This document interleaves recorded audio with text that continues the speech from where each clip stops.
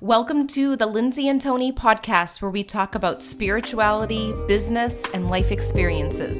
In this podcast, we're bringing our private conversations to you. We believe that it's through discussion, action, and reflection that true change occurs.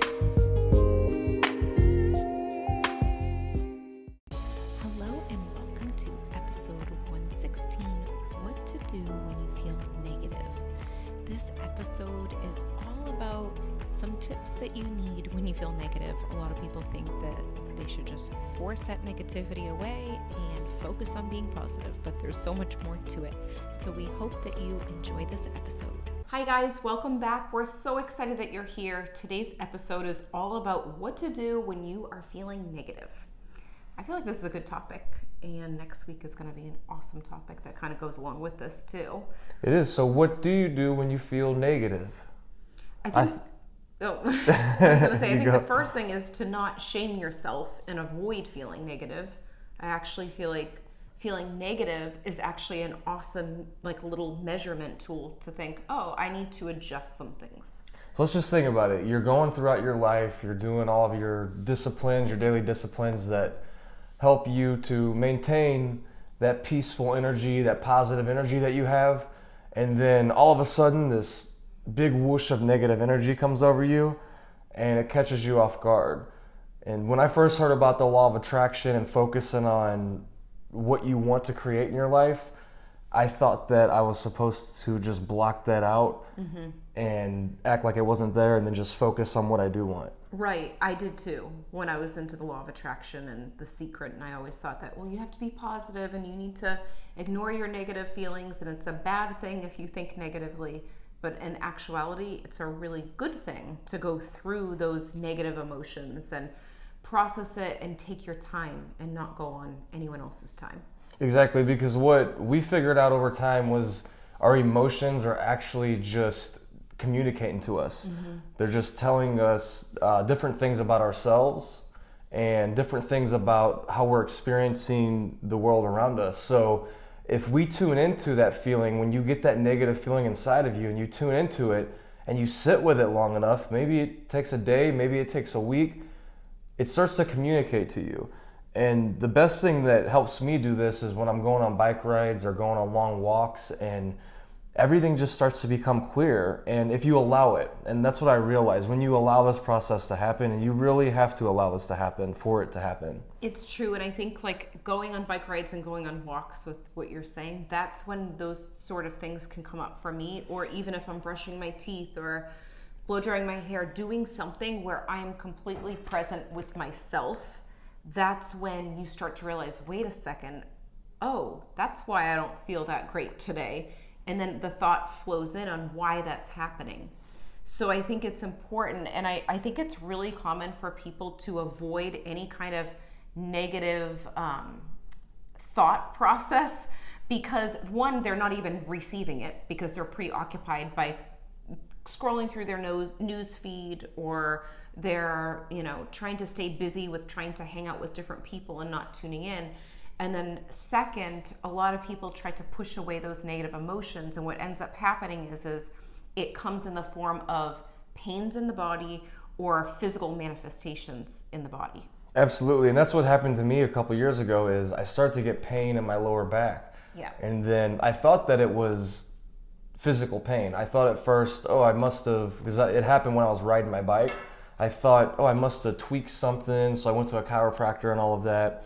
And over time, I figured out exactly what Lindsay was just saying, that this was negative physical pain, or this was negative emotions that I was suppressing that was manifested in my body. And it took a couple of years of sitting with that, tuning into it, allowing things to come up that need to come up for me to realize exactly what it is. And I feel like I'm still on that journey, because that's what will happen. That's a huge sign for you, is when you are avoiding that negative energy or that negative emotion that comes up, it will manifest in your body, because it's your brain's way, it's your body's way to help you survive, to help you really stay clear of danger. Yeah, and you start to acknowledge it. And sometimes, I think it was Oprah that she spoke about it in a way that was very clear, and I don't know the exact quote that she shared, but she said, you know, something will, your soul, you'll get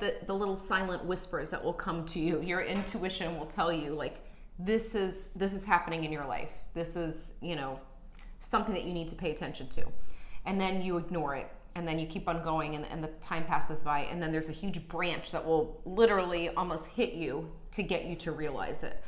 And it does come in the form of quiet whispers and thoughts and feelings, but a lot of the times we can push it aside. And I think that's what this episode is all about, is to take the time to process what you're feeling, but there's other things that you can do too. Because we know right now, if you're watching this, most likely, you're aware of what's happening in the world. It's so easy with the pandemic that's going on to focus in on all of the negativity that's happening in our environment and take it in as your own.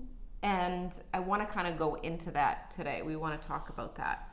Yeah, because that's what happens. I was just talking to a friend earlier today about how the outside world can't dictate how you feel. It can't dictate your actions. Only you can allow that to happen. So no matter what's happening around you, no matter what people are saying to you, no matter how the world's responding to you, you have a choice. And it reminds me of the book called Man's Search for Meaning by Dr. Viktor Frankl.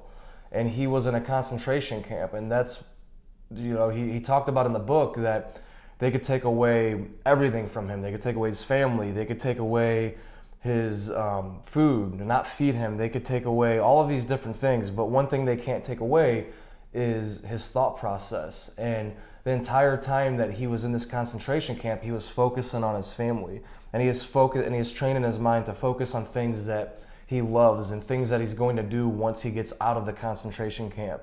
And that's what the entire book's about. So you have the choice too, no matter if a pandemic's going on, or no matter if miniature wars are going on inside of your family, inside of your relationships, or at your job. You have a choice to figure out how you're going to respond to that, and rather than being in reactive mode all the time. Right. And I think it's important to first process it, to become aware of it first, process it, and do the things that you want to do to kind of stay alone before you go out into the world and try to bring people into your storm, because that's another way that can happen. You could go through all these different things and then start pointing the fingers at everyone else and why everything's negative in your life.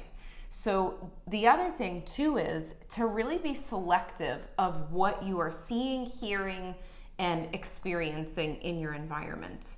And one way that you can do that is to really pay attention to what you're watching. I mean, the other day we had our nephews at our house staying for about a month, and we just got in the conversation about how long they were on the internet, like how many hours, and they checked it on their phones. And it made me think, really, we've been talking about this a lot. With ourselves. With how long are you really on the internet? Like whether it's Facebook scrolling, you know, going in your news feed. Doesn't mean like if you have a business and you're working online and you're working in your groups, that's one thing. You know, we have our business mastermind. We communicate with our groups that way, or different courses that we have with our clients. But how long are you scrolling on your news feed? I mean, you'd be surprised if you check the activity. I remember one time I checked mine and I was like, what? Like that's almost a full day of scrolling off and on. And it really made me think, and I've kind of avoided Facebook recently more so than normal. Yeah, that's a good point. It reminds me of a client I was just talking to a couple weeks ago. And she said that Facebook was one of the things that drains her of energy. So we were trying to, and she also runs her business on Facebook. Mm-hmm. So we were trying to figure out a way how to change Facebook to an energizer rather than a drainer in her life. And it was very simple. It was right in front of her. And when we talked about it, it was like an aha moment, but it's so simple. Don't go on your newsfeed. Right. Because you don't have to. If it's not going to the bottom line of your business, or if you don't need it for any other thing, which I can't think of too good of reasons to scroll through your newsfeed and just do it, aimlessly, then you don't need to do it. Right. Or you could just really be selective. I know I am. If I see something that comes up that I don't want to see, it could be something that just makes my whole body cringe just looking at it. If it's like something violent that's being shown, or anything like that, then I will unfollow or hide it from my timeline so it doesn't come up again. So mainly what I've been seeing is things that I absolutely love. Like, I wouldn't sit and watch the news. Like, that's not a choice for me to watch the news. So why would I look at the news feed and see things that don't resonate with me? Right. But sometimes it's going to come up. That's a great point, though. You could filter through your news feed. So you could spend time on your news feed, especially if you're doing what Lindsay's talking about, filtering and making sure that you're only following people that you really want to follow, that you get value from. Yeah. And then also, I would say to limit that time too, to where it's not, because I see a lot of people where it becomes like an addiction, to where it's an all-day thing, and then it starts to become like it's like if you do something too much, it starts to have a negative effect on you. Well, that's what happened to me recently. I was waking up and Tony's like, "Are you seriously already on Facebook in the morning?" And I'm like, I don't eat, like, I'll press my alarm, and then automatically, having the app on my phone, it's just like an automatic thing. And if you see that red, you know how it says like notification, it's very hard for me not to tap that to see what is the notification. And I've heard other people share this too, but it's something that I don't want to feel. That's why since we've been traveling, I feel like I've been really present and connected to that. And also with my mediumship members, like, I've been more present with them and giving my energy to that rather than the news feed. And I feel like it's a big change. And that's a common thing for people. I mean, I've experienced it to where I'm like, oh man, I'm on my news feed again. I didn't even try to. I went to go look up something else, and then it. Yeah. That's so why it's easy.